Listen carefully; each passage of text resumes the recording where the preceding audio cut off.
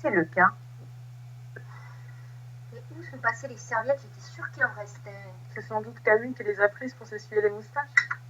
Si c'est le cas, ils devront tous remercier Camus de cette agréable soirée qu'ils s'apprêtent à passer. Regardez ce que j'ai trouvé.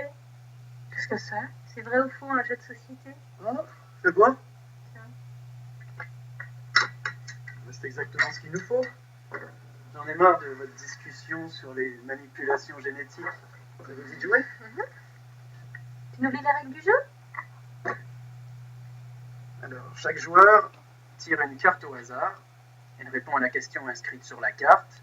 Et le joueur suivant décide si le récit est vrai ou faux. Le jeu se termine une fois que vous avez appris les secrets de tous les joueurs. Autrement dit, ça se termine jamais. Bon, Clémence, comme t'es l'aînée, à toi l'honneur. Voilà. Quelle a été votre plus grande peur quand vous étiez enfant?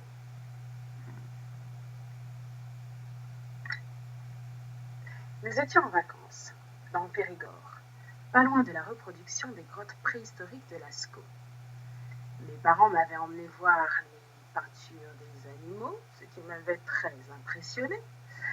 Et la nuit, j'avais toujours peur que les taureaux, les ours et les animaux fantastiques sortent de la grotte pour m'attaquer. Faux. Faux. Cette histoire est vraie. Non, c'est un endroit magique. On devrait y faire un tour ensemble. Tiens, c'est à toi.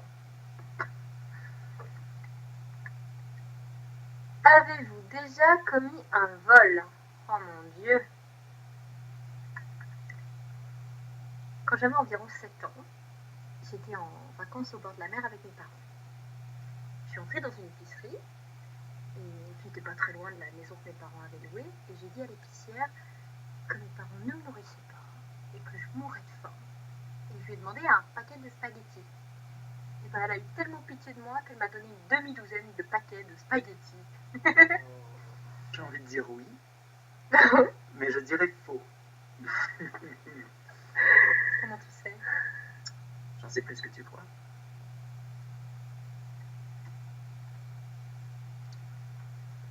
Comment était votre premier baiser?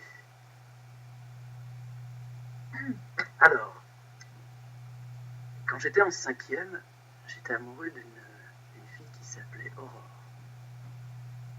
C'était la meilleure élève de la classe. Elle était très exigeante. Je devais faire des exploits pour lui prouver mon amour.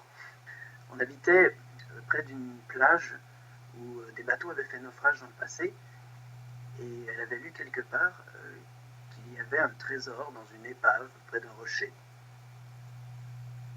Un coffre rempli de bijoux. Elle m'a demandé d'aller le récupérer. Alors, j'ai cherché, et j'ai cherché. Et j'ai rien trouvé. Mais bon, je voulais quand même la rendre heureuse, alors j'ai trouvé un vieux coffret, et je lui ai apporté. Je lui ai donné, et puis, elle m'a embrassé. Mais quand elle l'a ouvert, elle a vu qu'il n'y avait rien dedans, et elle ne m'a plus jamais adressé la parole. Comme tu es un grand romantique, je dirais vrai. Clérence, tu me surestimes. C'est fabriqué de toutes pièces. Non! Faux! Bon alors, comment il était ton vrai premier baiser? Plutôt ennuyeux. J'étais en 5e, cette partie était vraie. Et je sortais avec Aurore depuis un mois. Et tout le monde voulait savoir si on s'était embrassé. Alors on l'a fait, juste pour dire qu'on l'avait fait. La semaine suivante, je l'ai vue embrasser Fabrice. J'avais le cœur en miettes. Bon. On continue, c'est à toi, Clérence.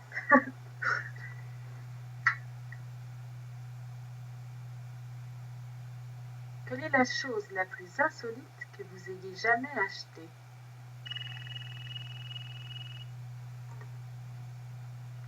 Allô? Bonsoir, comment vas-tu, ma chérie? Tout va bien, je suis en train de jouer à vrai ou faux avec Clérence et Julien.